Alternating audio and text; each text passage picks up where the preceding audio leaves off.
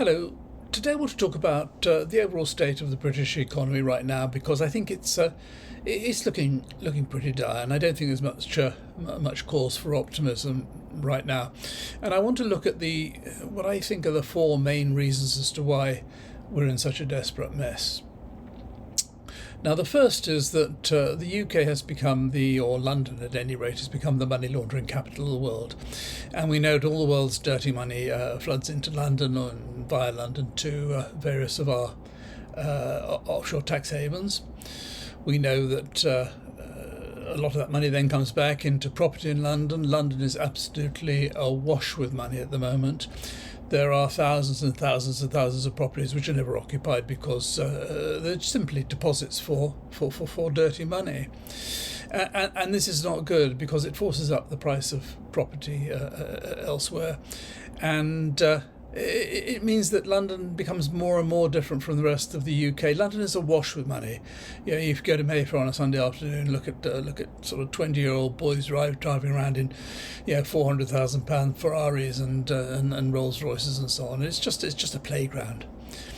Whereas the rest of the country is obviously in desperate state. Now, also, in addition to the big money launderers, there are all the smaller ones, the retailers, because it's so easy to come to London. I've talked about this before, to come to the UK, set up retail operations. We know about recently it's the Turkish barbers, and we know the vape shops and the nail bars and the American candy shops and the car washes and who knows what. And half the time they're just doing it quite openly. And I remember last time I mentioned this, somebody replied by saying that HMRC couldn't possibly check them because they'd have to have somebody stood outside the shop seeing what somebody's doing all day in order to catch someone. You have to have some sort of deterrence. You only have to catch a few people. If people start setting up chains of shops laundering money, you're only going to catch a few of them. The word soon gets round, and there'll be an end to it. But no, it's just free and there's no risk, and I have no doubt the government thinks it's all inward investment, all these people coming here laundering their money. And indeed that's what I was told, as I've said in a previous video, by somebody who I knew was part of an organisation which was through about 100 different companies, was laundering money all over the country. I was told that the government knows exactly what we're doing, and they're very happy to have us bring all this money in and set up all these businesses and so on. It's really absolutely rotten and corrupt, and who knows what other corruption is associated with all these activities. The second big problem, I think, that or reason why we're in such a mess, is that we have sold off all our utilities to foreigners when they were privatised. Our water, gas, electricity, even our airports, all owned by foreigners. And once you sell something to foreigners, you've got no longer any control. I mean, look at the state of the water industry at the moment, where they paid out these billions and billions in dividends, and Thames Water, for example, is on the verge of bankruptcy. And this is crazy. And what happens is that we end up paying the highest gas and electricity prices in Europe. Well, that's because a lot of the profits are all going to people, shareholders all around the world. And another thing that I think is a big problem is the way in which we allow anybody to come and buy businesses in the UK, or to set up businesses and run businesses. And I've recently been reading a book by a gentleman called Angus Hanton. It's called Vassal State, in which he explains how the extent to which Americans own businesses in the UK, and it is astonishing. It is really astonishing. And when you look at how these very powerful multinational companies are able to avoid tax so easily, and are doing so. And let me just read you some of the firms that are operating in the UK, which are American owned. And this doesn't take into account all the firms that supply half the products in your local supermarket are ultimately owned by American companies. But 30% of all US overseas assets in terms of businesses are in the UK. It's a phenomenal proportion. We all know about the coffee shops, though. I mean, there are 4,500 coffee shops in the UK which are owned by Starbucks, Caffè Nero, or Costa. And as is pointed out in this book, the cost of a coffee, including the cup, is 30 pence, and yet they're selling coffee for £3 to £4 a cup. And they're making huge profits. And Starbucks paid no tax for 3 or 4 years on sales of 1.2 billion. McDonald's, on sales of 1.8 billion, paid 35 million in tax. And they received 872 million in COVID support. And KFC paid 36 million pounds on sales of 1.1 billion. That's 3.2%. And what these companies do, they'll take all their profits and they'll pay them to a company in Luxembourg or some other cheap tax regime, and they'll say it's licensing fees. And it's just so easy to get around it. So all these big companies, the fact there are 4,500 Starbucks, Caffè Neros and Costas means that, for anybody else to set up a coffee shop or for a UK firm to run a chain of coffee shops, it'd be almost impossible. You can't compete with people who aren't paying any tax. And when you look at some of the other brands, for example, he mentions Pizza Hut, Boots, Gale's Bakery, Majestic Wine, Nike, Gap, TK Maxx, Abercrombie & Fitch, Timberland, Foot Locker, Costco, Subway, Hotel Chocolat, Waterstones, Ralph Lauren, Cadbury and Mars. They're just some of the firms that are all American owned. And no doubt many of them are finding ways of not paying UK taxes. And you look at distribution, there's FedEx, UPS, there's Every, TNT, Lynx, ANC, Koenig & Nagel, all American owned. 90% of business software is supplied by Americans. Amazon, they account for 30% of all online sales in the UK, and they paid £18.7 million in 2023 on sales of 27 billion. That's 0.07%. Well, how can anybody else compete with it? How can you let all these companies just come in and get away without paying any tax? And we all know about the tech companies, Apple, Facebook, Instagram, Microsoft, Google, and Airbnb and Uber. All these huge companies are paying almost no tax in the UK.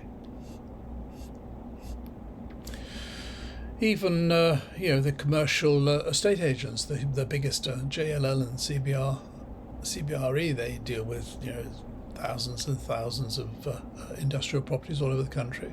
All American owned. This doesn't take into account the banks and the insurance companies. The United States has got such a huge presence in our economy. It's really worrying. We do have some big multinational companies, Tesco and HSBC and Diego, the drinks company, and Vodafone, and they trade all over the world. But there isn't a concentration of British assets in any other single country. But for such a big concentration of our assets under US control is really not good. It makes it so difficult for UK businesses to control. And when you think of, that's just Americans. We think of other foreigners, what they own. Heathrow is owned by foreigners. Gatwick, Felixstowe, one of the biggest container ports in Europe, is owned by the Chinese. Hinkley Point Power Station owned by the French and the Chinese. That's going to supply 7% of our electricity when it's eventually built.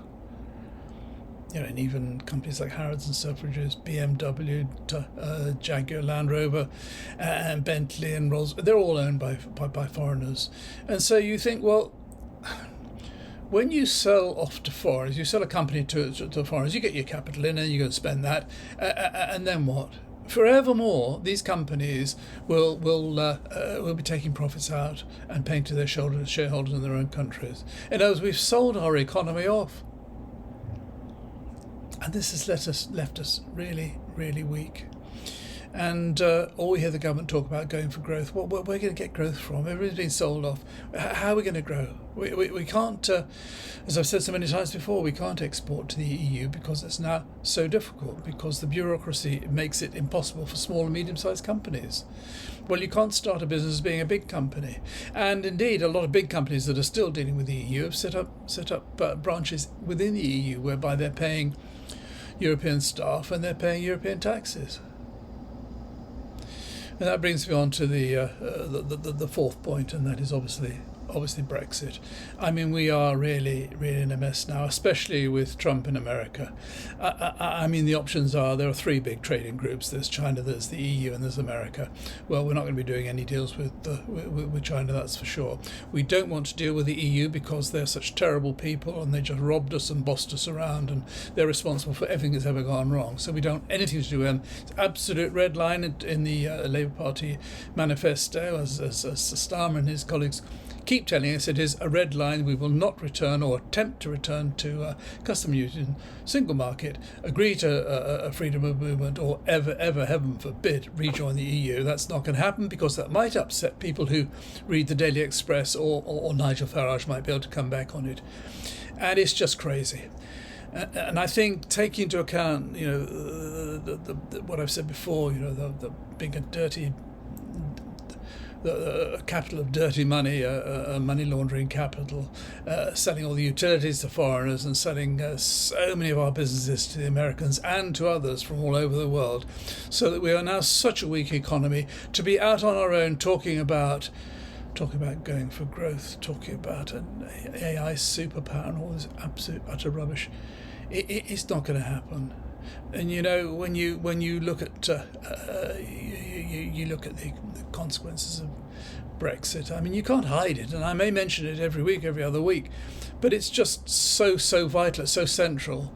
The fact that we've such shortages of labour, all these Europeans that used to come and work here, and they'd come for a couple of years and go home again, and it all worked perfectly smoothly and there were no problems with it, and yet now we've got masses and masses and masses of immigrants from all over the world coming here.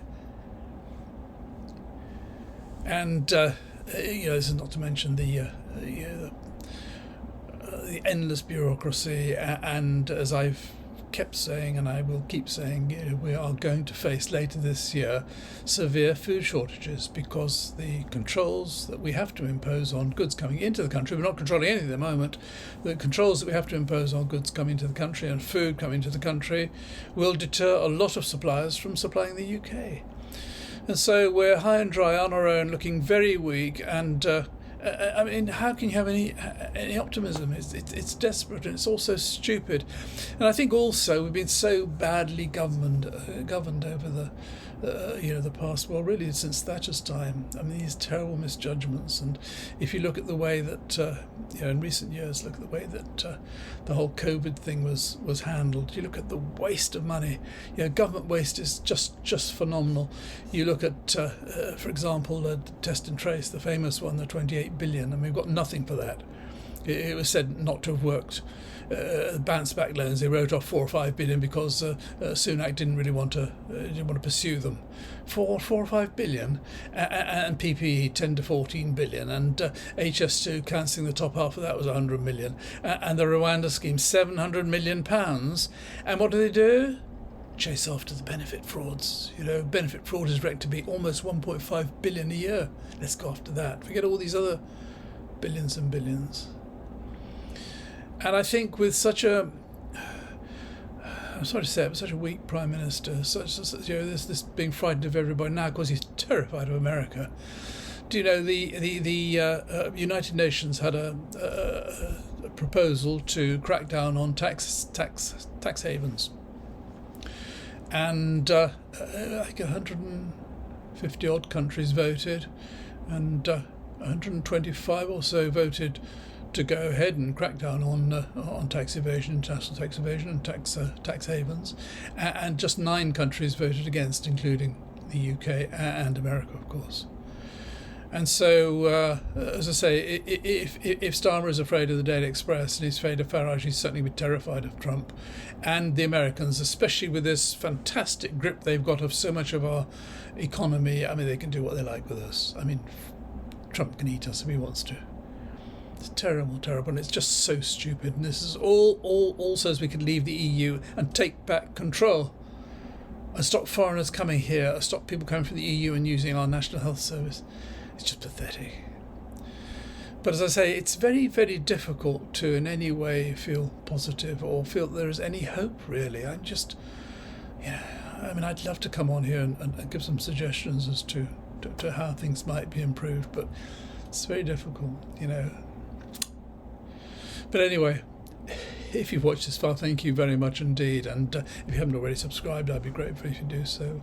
And so until next time, thanks again and bye for now.